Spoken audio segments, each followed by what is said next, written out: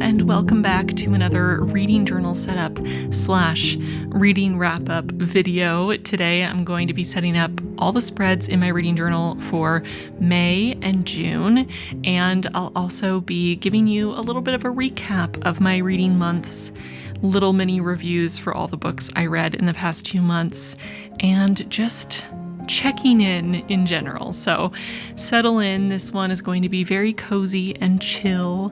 And it's so funny because I decided at the start of this year to do these videos every other month so I'd be more likely to be able to stick with it. And for whatever reason, doing a video every 8 weeks or so makes it feel like it's been ages since the last time.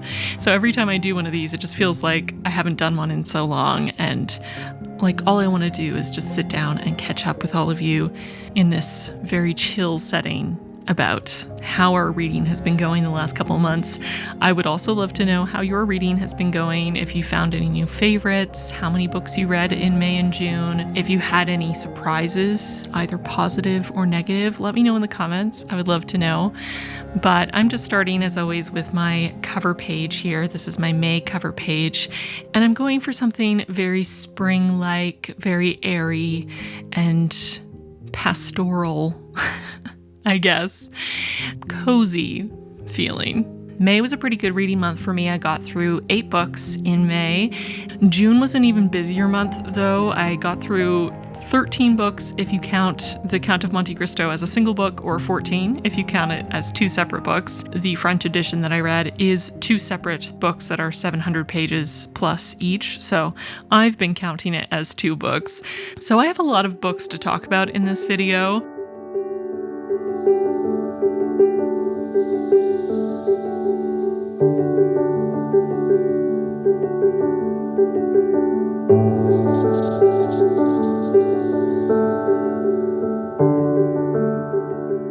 Also, Yoda came for a visit. Hi, Yoda. She really did not want to leave the desk. She kept coming back from different directions. And I eventually had to put her up in the windowsill and get her distracted by the birds outside so she would leave me in peace. Moving on to the next spread, which is my reading summary page, my sort of overview for the month, including my reading stats for the month. And as I mentioned, I finished 8 books in May, and these were the 8 that I read. A bit of a mix here. I've got a good amount of speculative fiction, but also some contemporary, some nonfiction, some romance. So I kind of dabbled here, there, and everywhere in May. And I also had really good luck in May. Half of the books I read in May were 5-star reads, and only 1 book I read this month I would say I didn't enjoy. So I feel like that's a pretty good reading month for me. I'm feeling pretty good about it. I will say I've been feeling a little bit of pressure reading in the last couple months. I have gotten a little bit behind on my goal, and while it's typically, between 2 to 5 books behind schedule, which is not really all that concerning, I've just been feeling a lot of pressure, and I feel like I've been struggling more with getting immersed into the books I'm reading. I'm having a lot of experiences of starting books and almost immediately putting them down again, not officially DNFing them, but just realizing that I'm not in the right headspace for them. And it's been a little bit frustrating because I love reading and I want to be reading all the time, but I've definitely felt like I haven't been in the right headspace to read a lot of things that I know I would enjoy if I were in a different headspace. Hopefully that makes sense to you as a fellow reader who is listening to this, and I'd love to hear your thoughts in the comments if you've experienced this, especially if you've found a way to kind of recover from this feeling, because I'm still reading a lot. I realize I read more than the average person, but I'm just having less luck with being able to stick to the books that I pick than I usually have. And I'm feeling a little discombobulated. I don't know. So I'd just love to hear your thoughts if you've gone through a reading slump or gone through a period of time that you felt a little discombobulated or just disconnected from the books you're reading and you found a way through it and out the other side. I would love to know if you have any tips or tricks for me. If you missed my Canva video where I walked you through how I create all the assets I use in my reading journal, how I find and resize and print all the covers, how I make all my stats in Canva, all of that stuff. I'll link that video for you because I go into great detail, and it seems from the feedback I've received on that video that it was really helpful to a lot of people, which I'm so happy about. Once I had my overview spread finished, it was time to start on the individual book entries, and like always, I'm starting with a full page entry for our book club pick for May, which was Gideon the Ninth. And it's so funny because our prompt for May was a sci-fi novel, and while I could see why some people would consider Gideon the Ninth and the whole Locked Tomb series a sci-fi book or series, in my mind, they feel a lot more like fantasy, since we have magic and sword play and so on. And I ended up really loving this book. It's so funny because at the start, I wasn't really sure how I felt about Gideon as a character, especially. I was sort of on the fence with Gideon's tongue-in-cheek, very constantly joking and constantly hamming it up sort of personality, and all of the sort of insults being tossed back and forth between different characters. I was just not quite sure how I felt about the tone, and I was worried that it was going to feel a little try-hard. But as the book continued and we had more character development and we got to see those layers peeled back, we got to see that vulnerability, I just fell in love with Gideon as a character. She was fantastic. I loved her so much. And I loved Harrow, and I loved so many of the other characters. This book has a really fantastic, quite large cast of characters, and some of them are on the page for a very short period of time, but they all really leave their mark, and they're all very distinct in their personalities and their auras, their energy, and I just love that. I also think my favorite thing about this book in general, outside of the sort of locked room mystery plot, which was really fun, and the magic system, which was really complicated and sometimes confusing, but also super interesting, was just how compelling and complex the relationships were. I feel like there was this really interesting focus on different ways that we can be intimate with people, whether it's platonic or romantic intimacy. The necromancer and cavalier relationship is such a close, intertwined, vulnerable, intimate relationship. And in some iterations of that relationship, we see it as a romantic relationship, whether it's more of a casual romantic relationship or something more, established and formal, like a marriage. But we also see platonic versions of, very close, strong friendships or family members. We have an uncle and a nephew. And I just find all of these different types of relationships and showing how close each of these sets of necromancers and cavaliers are, even though their relationships are all very unique. They all have their own dynamic going on.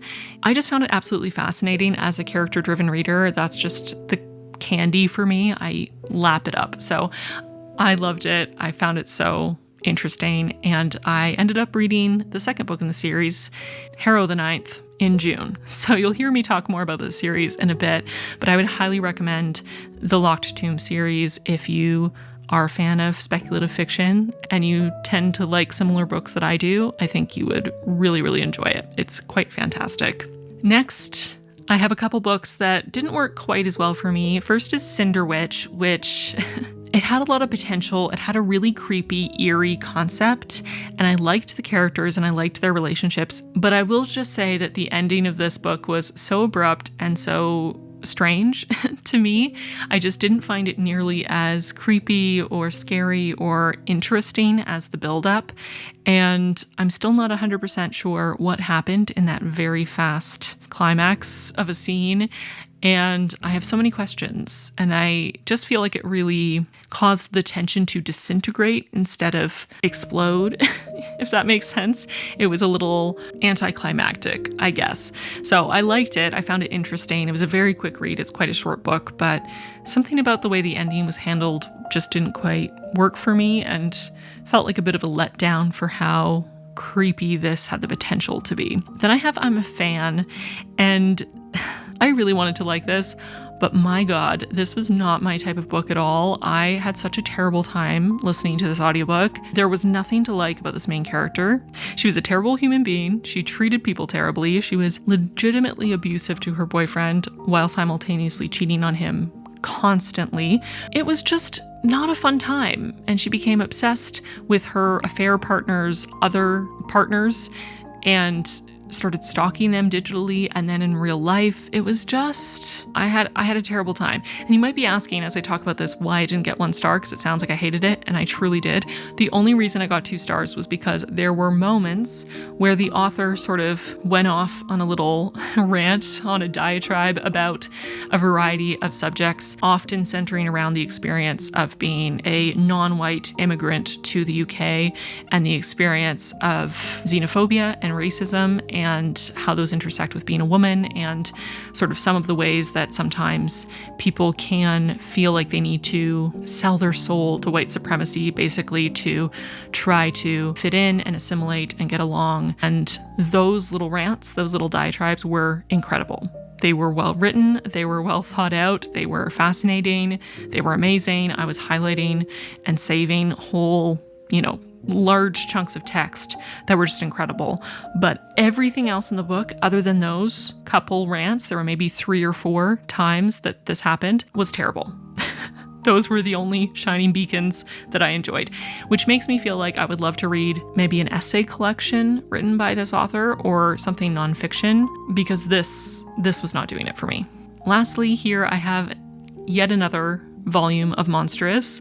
I'm not really great at reviewing graphic novel volumes because they're so short and such a small amount happens in terms of plot and character development in each individual volume that I feel like all I have to say over and over again is, wow, I still really love this. The art is still amazing. I'm still fascinated by the plot and the world building and the magic and the relationships and so on and so forth. I don't really have anything new to say. I'm starting to wonder if I need to exercise a certain amount of willpower to wait much longer between catching up on the series so I can read more at once, because it definitely was a different experience reading, for example, the whole first book with however many volumes were in the first one all at once versus reading individual volumes. And I'm really struggling with reading such a small amount of a story at a time. So I might need to try to do that, but it's very hard because every time a new volume is published, I immediately want to read it. So give me advice in the comments if you read a lot of graphic novels. How do you handle it? Because I'm struggling with reading such a short amount of the story with such long breaks in between, Flipping over to my next spread, these are the last 4 books that I read in May, starting with Galatea by Madeline Miller. This is a short story, and this was fantastic. I have read 3 things by Madeline Miller at this point: Circe, The Song of Achilles, and Galatea, and all 3 have been 5 stars. I love Madeline Miller's writing so much. I'm a fan of the Greek mythology retelling genre in general, but I have read some from other authors that didn't quite click for me the same way that Miller's work clicks for me. I just love her writing style, and she really does a great job of digging deep into what makes characters tick, which, as I've already said in this video and many times before, is one of my favorite things about reading in general, examining the human condition. So I loved this. It was jarring, it was dark, it was disturbing, it was upsetting, it was devastating, and it was beautiful. And the whole ending sequence was absolutely gorgeous and suffocating, while also feeling like freedom and release. And it was amazing. Highly, highly recommend it. It's very short. It's very, very good. Next, I have a couple 3-star reads. One is What We Don't Talk About When We Talk About Fat. This is a nonfiction book about anti-fat bias, and generally I really liked it. I thought it was very informative. I feel like it does a really good job of expressing the experience of being fat in such an anti-fat society and how dehumanizing it is, or maybe the better way to put it is how much fat people are dehumanized by the rest of society in just a completely horrifying and terrible way. Being confronted with how cruel people can be to other human beings for no reason, or no good reason, I should say, is just, it's upsetting.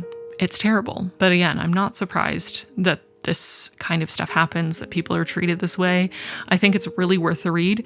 Then we have the Paradox Hotel, which is sci-fi, time travel. To me, the most interesting part of this book was the main character and her relationship with her late girlfriend who had passed away. Her struggling with having access to time travel, but not being able to use it for the only thing that she would ever truly want to use it for, which is to go back and save the love of her life. I liked this a lot. It just felt a little bit disjointed, a little bit rushed at times. The plot was a bit messy and confusing. It was just not as elegantly executed as I might have liked, you know? And the final book for May is Role Playing by Cathy Yardley, and this is a romance novel, and our love interests in this book are middle-aged, and honestly, I absolutely loved it. I need more romance with middle-aged protagonists.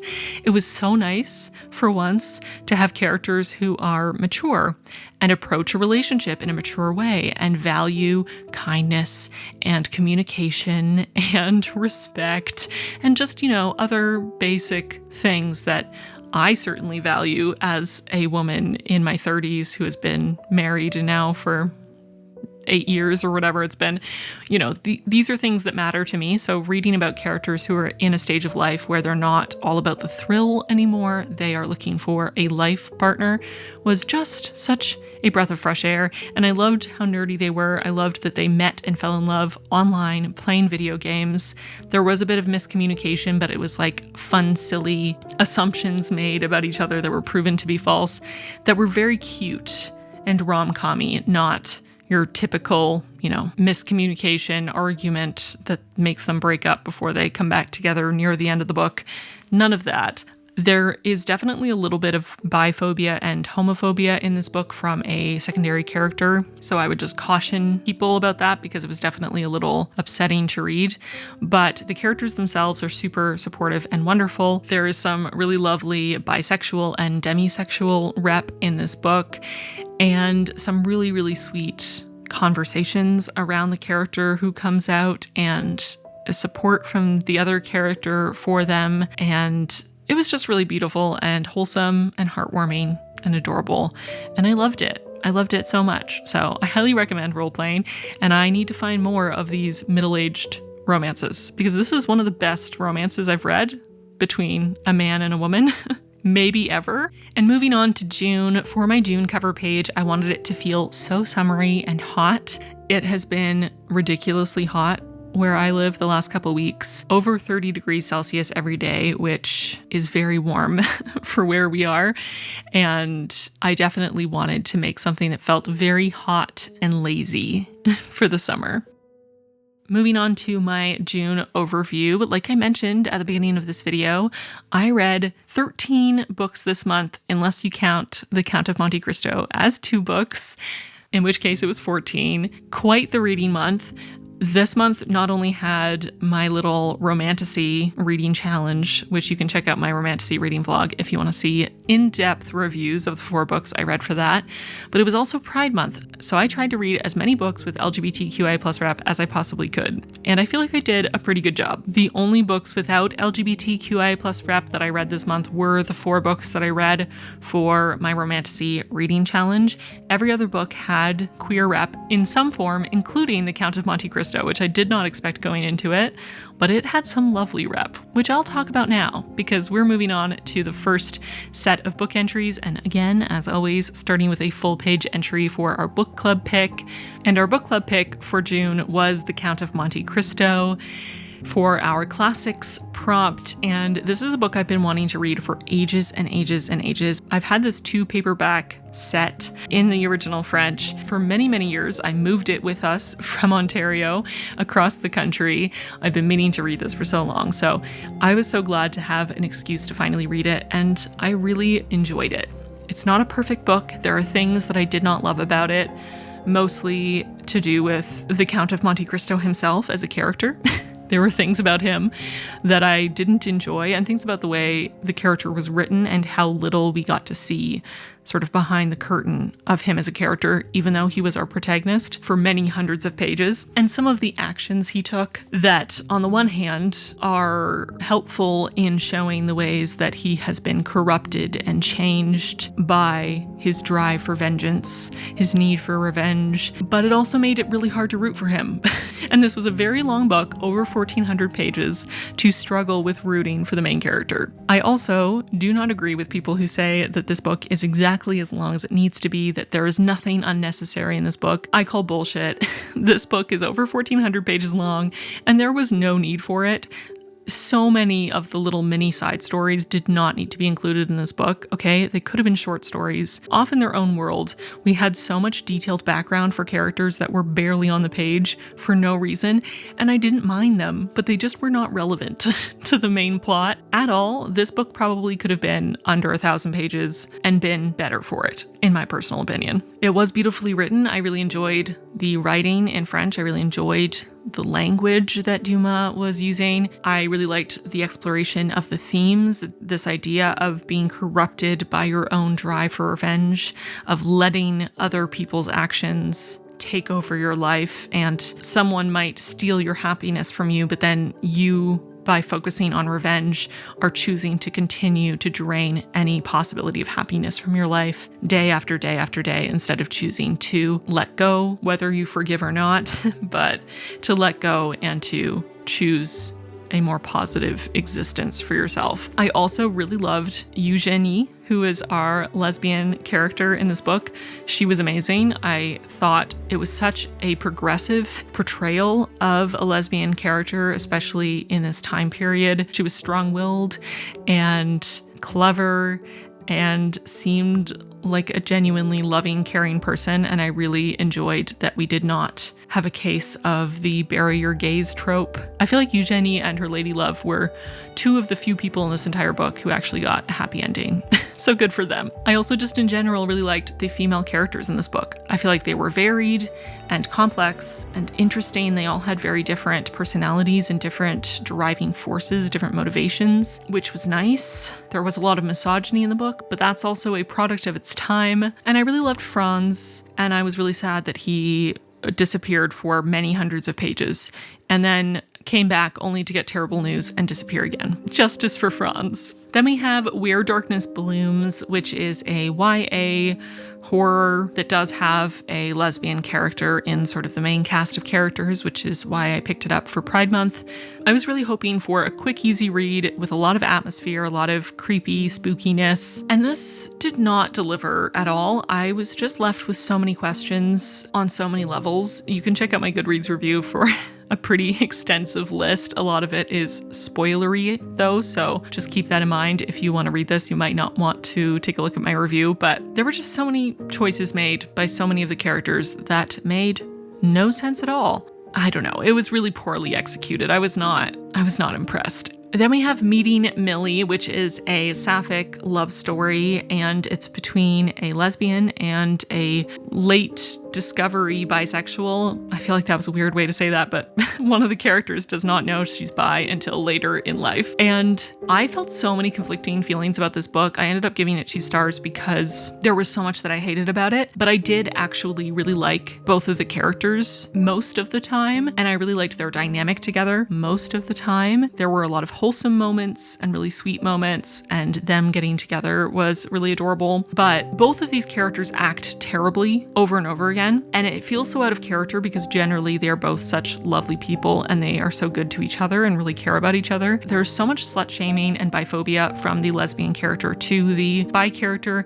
and then in the other direction we have this bi character, when she still thinks she's straight, baiting her lesbian friend, flirting with her, kissing her, just generally manipulating her and taking advantage of the crush that her friend has on her in a way that feels really terrible.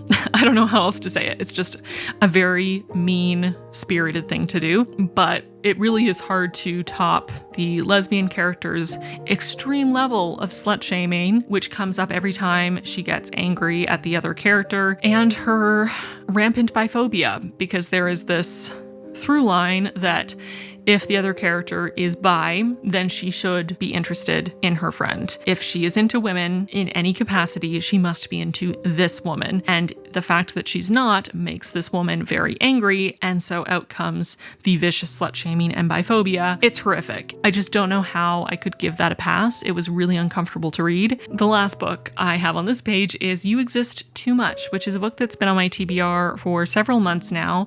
The author is Palestinian American, and I had heard that this had a bisexual main character who herself was Palestinian American, and I was really interested in picking it up. And unfortunately, this book was very similar to me to I'm a Fan. Both of them just absolutely horrible main characters who are terrible people, rampant infidelity and lying and gross behavior, nothing to cling on to. Nothing sympathetic. In both cases, I have no idea what the point of the book was, other than to make me feel angry, which I don't typically enjoy, just feeling angry for the whole length of reading a book. That is not what I go to reading for. And it wasn't even righteous anger, in reaction to learning about an injustice or something. It was just, this is a terrible person doing terrible things with other terrible people. Wonderful. Like, why? Why does this exist? I don't know. I hated it so much. I did not have a fun time reading it. If you're looking for books by Palestinian authors to read, I've read two that I absolutely loved, A Minor Detail and Enter Ghost, and I would highly recommend either of those over this one by far. This one also had, in my opinion, absolutely horrific bisexual rep. Getting into a few more books here. First, we have Harrow the Ninth, the next book in the Locked Tomb series, and this one was really, really good. It was also one of the most confusing books I have ever read for the first, at least 7 chapters. I had no idea what was happening. I was so confused. I started listening to the audiobook at least 3, 4, maybe 5 times, and I kept getting so lost that I had to restart. And eventually I got the ebook on my Kobo because I had to read it with my eyes to have any hope of following it. And I was still completely confused until we really got into the story and things started to open up a little bit more. I would recommend sticking with it because I personally found it so worth it. I loved the book. It definitely has a different vibe. Harrow is much more reserved than Gideon, but she's a really interesting character, and we really get to see some of those super vulnerable layers, that soft underbelly to Harrow, and learn so much more about her and really get that vulnerability. And her relationships with the characters around her were really compelling, had some really intriguing dynamics, and I just thought it was so fantastic. And the reveal at the end was amazing, and I was really happy about how things sort of wrapped up, and it made me very, very excited to continue to read in the series. So as much as I loved Gideon the Ninth, I think Harrow the Ninth was even better. Then I read Camp Damascus by Chuck Tingle. I had this as a e-arc from NetGalley, and this was really fun. I'd give it 3 stars. There were definitely things about it that didn't quite perfectly work for me. I would have loved a little bit more time spent on character development and developing the relationships, but I found the story interesting. I thought the themes were intriguing and looking at this idea of conversion therapy, and I found it to be a pretty easy, quick read that was enjoyable. I would definitely say this feels a lot more like YA than adult, but yeah, it was fun. I would recommend. Not incredible. And this is kind of how I felt about basically all of Chuck Tingle's work that I've read so far. I think I've enjoyed each of his works that I've read, but none of them have blown me away. And the biggest thing for me over and over again has been feeling like the plots are a little rushed and feeling like the characters are not as well developed as I personally would like. And last on this page is Mistakes Were Made, which is a sapphic romance, and it's specifically an age gap romance. And I was intrigued because I tend to not really enjoy age gaps in my romance, especially when you're looking at a heterosexual romance where the man is older than the woman. It's just something we have seen so many times, and there is often an inherent power imbalance involved in that, and I just don't enjoy that dynamic. Personally, I thought it'd be interesting to see how this dynamic would play out with 2 women in a sapphic romance rather than having that male-female dynamic, but I was definitely on the fence. This was more of an experiment than anything else, I will say, especially because the premise is that this is a girl sleeping with her best friend's mom. So we have Cassie, who is in college, and she's 21, I believe, and she meets her friend's mom at a bar, not realizing it's her friend's mom, who is in her late 30s, I believe, and they have a one-night stand, and then they end up meeting again in the context of her being her friend's mom, and they start up this sort of secret relationship. I feel like I learned a lot about myself reading this. On the one hand, I liked both of these characters individually. Cassie was great. Aaron was great. And I liked them together for the most part. They had a lot of chemistry. Their steaminess was off the charts, but I was a little put off, I'm not going to lie, by the age gap. I don't think I would have minded so much if the age gap had been shifted older, as in if Cassie had been in her late 20s and Aaron had been in her 50s or something. That would have been more palatable to me personally. Cassie being a couple years legal and Aaron being her friend's mom, that was a bit weird for me. And they definitely had some power imbalances there with Aaron, you know, being a wealthy doctor and owning her own home and, you know, buying plane tickets for Cassie to come spend Christmas break with them. But I do think the weirdest thing of all was incorporating her daughter Parker in the story so much, because not only is Parker a little younger than Cassie, I think she's 18, so she already is going to feel a little younger, but she is written maybe like a 14 or 15-year-old, and watching Aaron flip between treating Cassie in a motherly way because she's her daughter's friend and she's sort of interacting with them in a similar way. We see her being motherly to her own daughter and then kind of including Cassie, and then flipping that switch and approaching her in a sexual way. I don't know. I found it really uncomfortable. I was not a fan. I would have happily done without any of Parker being involved in the story at all. 3 stars because, like I said, I liked both of the love interests individually and together when it was just the two of them, and the ending was really sweet. Okay, then I have 2 new favorites from this month. One is In Tongues, which is a contemporary novel, and one is The Queen of 14th Street, which is actually a play, and it was done as an audiobook as this sort of teleplay. And both of these were surprising and awesome, and I really enjoyed both of them so much. In Tongues is very much a coming-of-age self-discovery sort of story, and I loved our main character Gordon because he is so realistic and flawed. He is pretty selfish. He can be a bit mean, and that could make him very unlikable, but there is something so earnest about him and something so genuine and sincere. And we get to watch him over the course of the novel really become more and more self-aware and realize the ways that he's pushing away the people he loves with his selfishness and his mean streak, and really try to work on himself and try to be a better friend and be a better person. And I just really loved watching his journey. I was really invested in him. I really loved the writing. I thought it was absolutely gorgeous. And I really loved his platonic relationships, especially with a couple different characters. I just thought they were very wholesome and lovely and sweet. And I highly recommend this book. I just thought it was absolutely amazing. And then The Queen of 14th Street. This was a really, really fun read for me as someone who has a theater background. This is a book about Ava Le Gallienne, who was an actress and opened her own theater in New York and was running it into the 1930s when the Depression came around. And this is sort of set in that time period of her trying to keep her theater open during the Great Depression. She is such an interesting person. I had never heard of her, and I loved that this was really highlighting queer women in theater history, which I find are so often brushed over. We just don't hear nearly so much about the women of theater, and especially the queer women of theater, as we do the men of theater history. And I've taken theater history as part of my college degree, and I don't remember ever hearing anyone mention her name. And she really seems like an incredible woman. I loved this and definitely need to try to find a biography on her because I need to know more. And last but not least here, I have the 4 books I read for my Romantasy reading vlog. I'll link that video for you so you can go watch it because I go into so much detail in my reviews, both spoilers and spoiler-free.